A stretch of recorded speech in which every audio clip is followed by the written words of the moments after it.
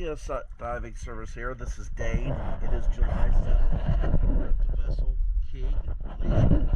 I have cleaned the port side. I'm going to get ready to clean the starboard side. And I'm going to replace some teardrop anodes. Also, it looks like you need shaft anodes.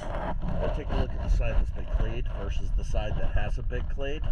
There is a lot of zebra mussels. I mean, they were that thick on the whole boat.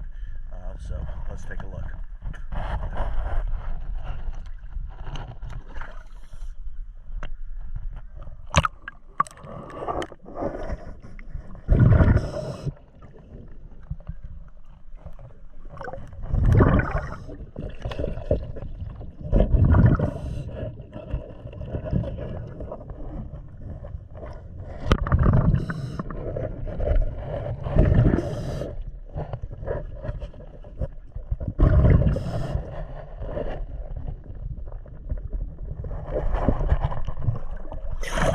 That is the teardrop zinc that I'll be replacing today. There may be one on that side that needs it.